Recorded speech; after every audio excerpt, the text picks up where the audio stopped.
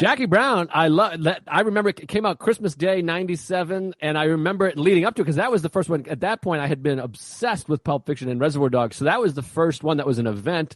And it said like, this Christmas, Santa's got a brand new bag. And it had the little bag of cat. I remember the trailer where she says like, yeah. And then Bridget Fonda's like, why don't we just take it? What about this interesting thing that I noticed last night? I watched it last night for the 900th time.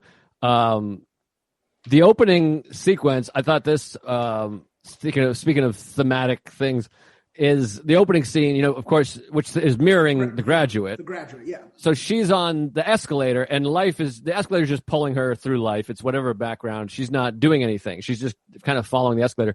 And then later when she's walking in to finally take the money, it's the same shot, except she's power walking. Yeah. Where now she's finally taking some action. She's doing the moving. Really? She's doing the compelling. Great. Yes. It's very compelling. It's strange now I'm at an age where like, she's like basically my wife's age. Well, my wife's 4 years older than I am. So. Oh, right, yeah. Yeah, and then the character's 2 years older than my wife is. So it is. There is a bigger difference. And then he's 56, which is interesting. So he's actually quite a bit older than her, Robert Forster.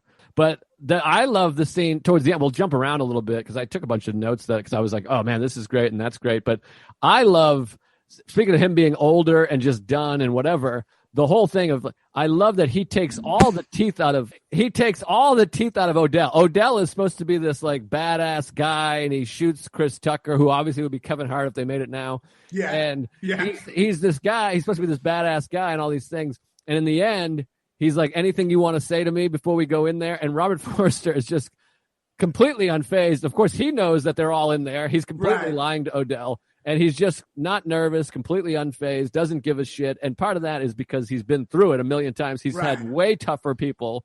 He just goes to his house. He's like, you got a lot of balls coming here. He's like, I don't give a fuck about you. Yeah, and De Niro was above him at one point, but he went off to jail. So he's still trying to impress him. The De Niro character is amazing. I know. I love the little detail of the day of the robbery. De Niro has his hair done. Like he's an old school professional. It's the only time you see him with his hair slicked back. He's got a fine tooth comb, and he's like, "Okay, we're going to rob. I'm going to put on my best shirt, and you comb your hair because I'm a professional." No, someone was just saying that De Niro hasn't been good since Casino, and I was like, "No, Jackie Brown came after, and he's amazing in Jackie Brown, and she's so hot, by the way." And I feel like I relate most to the De Niro character because he's still good. He's trying his best. And he, you know, Odell Beckham, whatever his name is at the end, Odell Roby, at the end, he's like, you used to be beautiful, but he's like, he made like, the mistake he made feels like I can relate to it. He's like, I saw that guy. I kind of thought it was weird, but I didn't know what to do. I don't know. It's like, it's actually quite relatable in a way.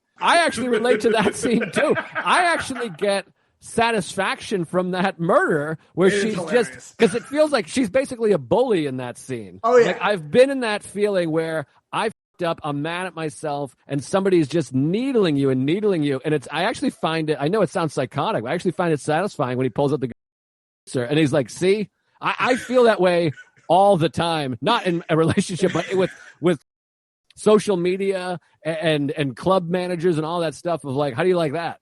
Yeah, of course. I mean, and that's like so relatable that he's intimidated by her and he's intimidated to leave his job. I mean, like he wants to retire and he just literally made a $50,000 payday.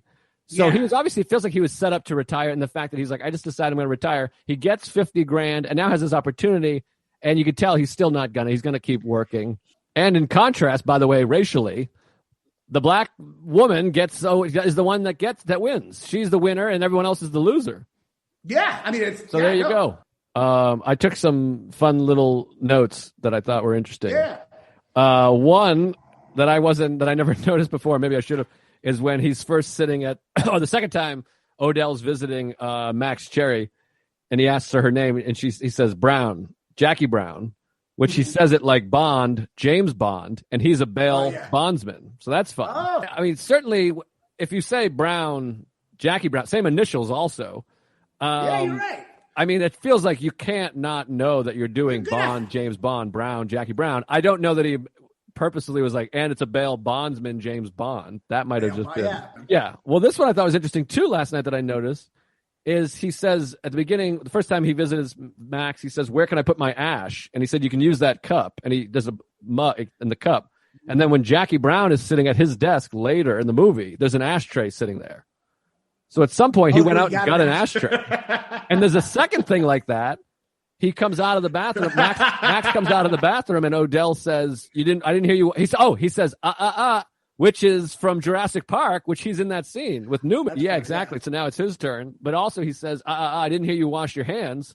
And later in the movie, Jackie's waiting at the end of the movie. Jackie's there, and he comes out, and he's just washed his hands. He's like wringing his hands. So Odell is having quite an effect on it.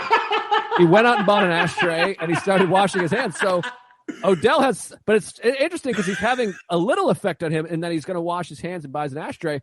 But when he's like, are you sure you don't want to tell me what's happening in there?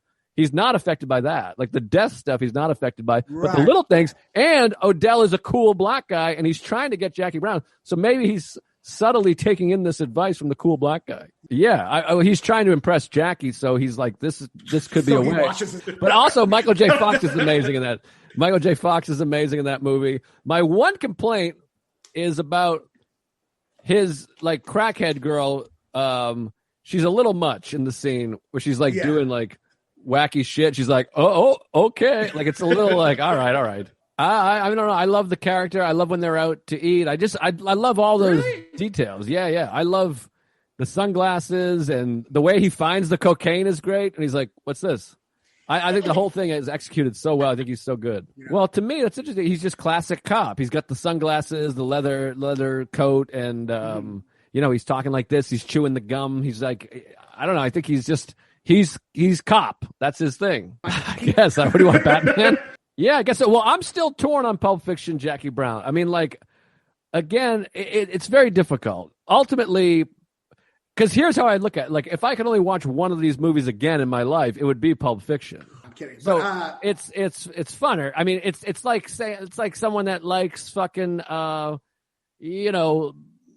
can't think of two bands without fucking starting a debate. I understand that. I'm just saying you're not an idiot if you like this movie, because even you agree that this one's more fun. So a lot of people like funner movies more than unfun movies. Most people like fucking Dumb and Dumber more than they like Citizen Kane. I think Dumb and Dumber is better than Citizen Kane. But I agree. But that's why I think there's and I've had this discussion a lot of places and a lot of times. Like there's a discussion of great movies and favorite movies. Pulp Fiction is more fun. I mean, it's just more fun. There's no question about it. I mean, there's more death, there's more jokes, there's more violence. The music's better. Brown. Yeah, I guess so. It's tricky. I guess for this, we got to wrap up here. So I'm going to say this is a tie. My favorite and best is I'm tied. Jackie Brown and Pulp Fiction, and Reservoir Dogs is number 3.